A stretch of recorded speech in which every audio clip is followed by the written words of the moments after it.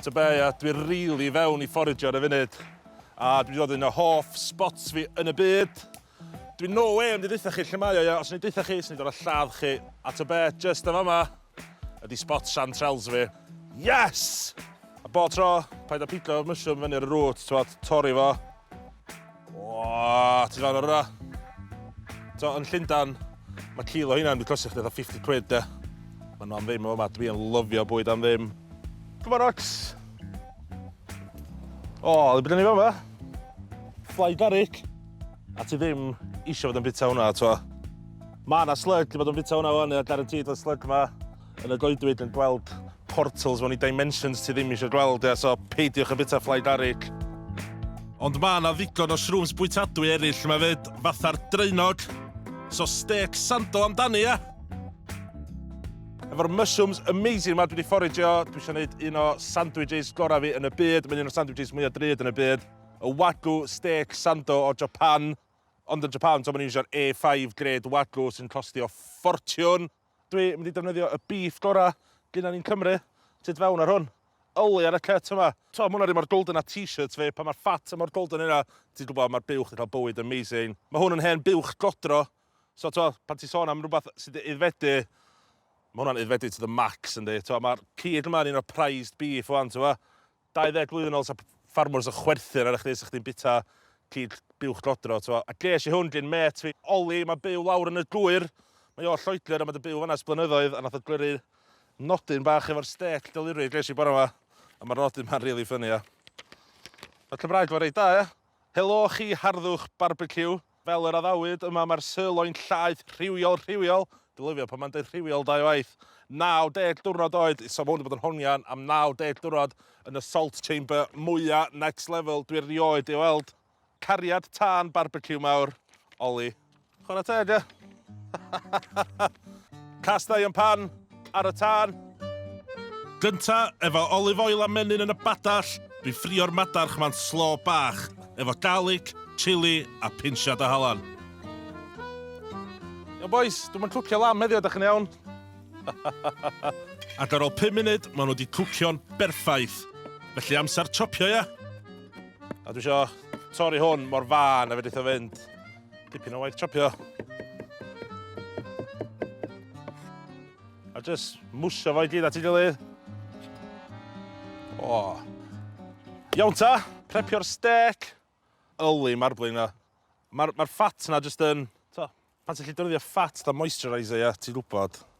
Mae'r cyd yna next level. Mor amazing dio, ti'n misio bod yn cnoi ar y fat na'n dy fechdan, ond dwi'n mynd i iwsio fo i dwcio'r steak. Dwi'n rhoi bash bach i steak efo llaw i dal o'r un tewdar, a pan mae'r fat na di toddi yn y badall, amser am y steak. Unig beth dwi'n licio ar steak da, di halan. A efo steaks tew, dwi'n licio flipio fo'n amal, so unwaith mae o'n cychwyn dod off y gwylod y padall, flipio fo bob 20 eiliad. Efo darn mor fawr o beef, ti anna'n gadael fo restio am o leia 10 munud i'r cyd na relaxo a mynd yn juicy. Yn Japan, ma'n iwsio bara llefrith fatha hwn. Just bara gwynd yn neud efo llefrith a mymryn o siwgr sy'n really fluffy tu mewn. Dwi'n misio crystins ar y bechdan yma, ond na iwsio nhw'n neud breadcrumbs next level wedyn. Ar ôl ffrio un ochr yn y fat beef amazing, amser i roi o at ei gilydd tra mae dal yn boeth.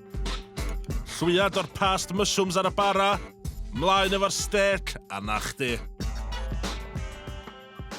Ti eisiau llylla'r siarpio hwn? O, sando, steak, crys. Dwi'n roed fo mor prawd o bechdan o blaen. Iawn ta. Awe.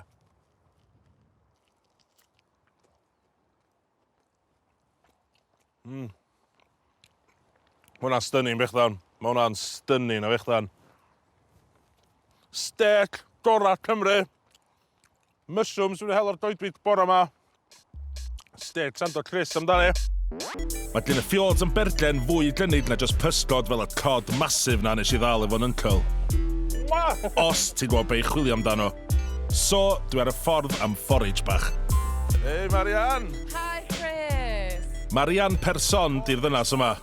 Velkommen til Bergen! Falle da! Ja, beautiful day. Beautiful day. A mae'n mynd â fi i'w chartra yn FLAMEBASTER. Ti mond bedrym dyna fo cwch. Am le cool, ie? You can take my hand here if you like. Velkommen til FLAMEBASTER. Diolch. Mae Marianne di cael ei magu yma'n Bergen, ac ers mae'n ddim o beth, mae di bod yn help bob math o pethau blasus o gwmpas yr arfordir yma. Mae'n dipyn o gwc fyd, felly mae di daddo cwcio i sŵp arbennig i fi sy'n enwog drwy'r ardal. Ond mae yna greaduriad bach pigog da ni angen i dal i roi yn y pot. So, this is the perfect place for foraging. Wow. Let's find some treasure. Crabba, crank. Yeah. Oh, a crab! Come back to the roll. They're experts in hiding. Yeah. You know, the shore crab, they can lay still for weeks. Wow. Just fueling up with energy. Oh. Oh, wow! This is what we need for the soup. Wow. That's a good size too. Yeah, it's a really good size. Ar ôl dipyn o chwilota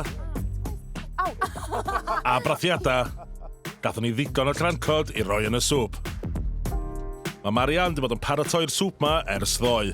Low and slow, ia. A mae'n cynnwys bob math o bethau mae di fforagio, fatha winkles, mussels a scallops bach. Just y crancod mae angen i orffan off. To kill them the best way, I just chop them in two and then they die instantly. Cool. And the bigger they are, the harder the shell is. So I just put them in. Yep. And I think it tastes the best when it gets served with a glass of wine. Yes. And to sit here watching the sea. Just a small dash. Unwaith mae'r crancod na di troi'n goch, da ni barod i flasu. So I always put one crab like this. Then it's like very friendly to Instagram, right? Yes. I'r gram. Okay, so Chris, this is for you. Diolch yn fawr iawn, I Marianne. really hope you will like it.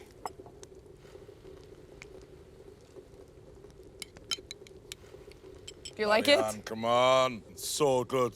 Thank you so much. And just the variety of the shellfish in it.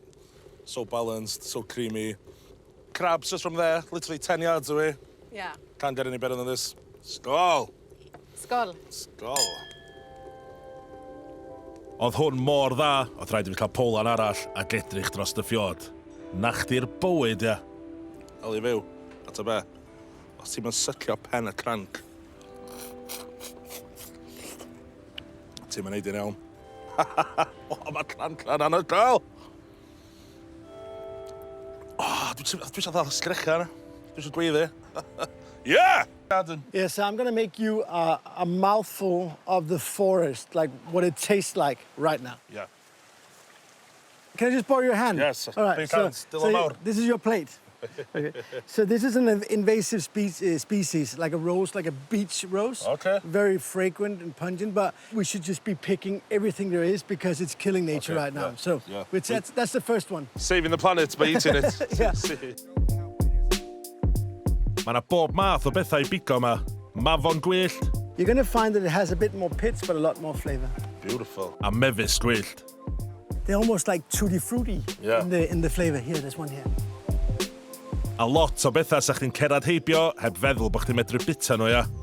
A tha suran coed, berw dŵr a chwyn tân. It's the first plant that comes out of the ground after there's been a forest fire. Wow, love you, So that's it. The forest just nicely plated in your hand. Go ahead and take a big bite of it. Powerful, right? Wow. Some ffordd arall y trifio hwnna. Blasu'r coedwig, blasu gardd, cnwsta fforsen, eating the forest without having to cnoi on the pen, cnoi on the wood. Exactly. Coedwig sy'n rhyw 15 munud o ganol Stockholm a tafliad carrag o'i gartra. So peaceful, so calm. It's the best. So this is your local woods? Yeah, I live just down there, just like Cool, man. 300 meters from here, so it's very close. Must be nice to get away from the city and just feel like you're in the middle of nowhere. Yeah, it's absolutely amazing, and that's one of the reasons why I moved here, because it's kind of like very close to the city, but I can still get out really, really quickly. You know, running restaurants, it's stressful, and so I wanted to show you this, how amazing our city is.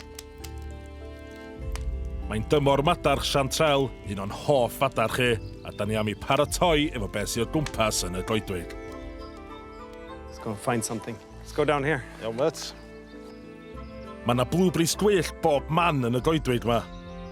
You can tell the difference between a bush blueberry and a wild blueberry like this, because the bush blueberries are white inside. Yeah, these are red, yeah. Juniper. So, dyna ni isio'r juniper ma, fel mwg, fel blas, ar y tân wedyn. This is my tree. The oak. So hwn di'r coedan derw. Yeah, tell us the story about how close you as a people are to trees. Yeah, I mean, a very common surname in Scandinavia is a wood name. So the story goes that, you know, in the Viking area, the people didn't have a second name. It used to be Johnson or Larsson or Hansson or Svensson or something. The son of Lars or the son of... Yeah, Sven or Lars or Eric, son or whatever. And then when Christianity was introduced, very late, I mean, Scandinavians were very late into Christianity in Europe. Because, you know, as the missionaries arrived in Scandinavia, they usually just chopped their heads off, you know. But then eventually, slowly, Christianity was introduced, and people, you know, had to have a second name. So people started to take wood names. For example, this one is oak, which is my name, Ekstedt. Ekstedt. Yeah. And this is juniper, Enström. Or gran, which is a very common name in Sweden. Pine. Yeah. I think the most famous one is björk. It's also quiet. Birch, It's a famous singer quiet, from Iceland. It's so quiet, yes.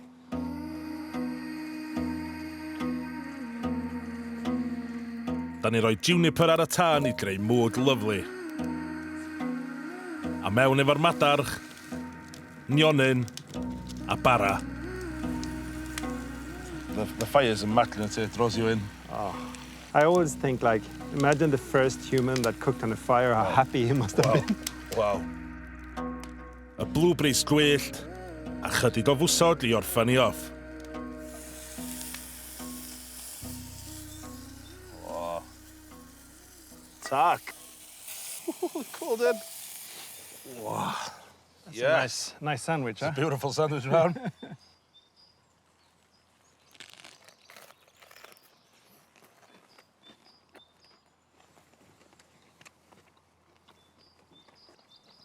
Perfect. A ti'n meddwl, dwi'n lyfio pantal chef fel Niklas, sydd efo bwytau, ser Michelin, serfio bwyd next level, o pan ti'n mynd allan o'r restaurant, pan mae'n dod I cwcio i'r goedwig, yn cadw I syml, a mae'n just yn rhaid mor special bit yn y restaurant ydy. I love it. Thank you so much for today. It's been beautiful. Yeah, it was nice having you in Stockholm. I love showing my city to people from abroad because it makes me, you know, think, you know, okay, what can I show someone that I really appreciate? And then I come back to these places where I go every day. It actually makes sense that this is why I, you know, this is why I stay here and this is why I love this place. Yes. Diolch massive. So now, what can I be taught in Welsh? What should I never forget in Welsh? Cariad. Cariad. That's love. Cariad. Tan. Tan. That's fire. And bendigedig. Cariad tan bardigedig. Yes, smashed it, smashed it. Now to the swear words.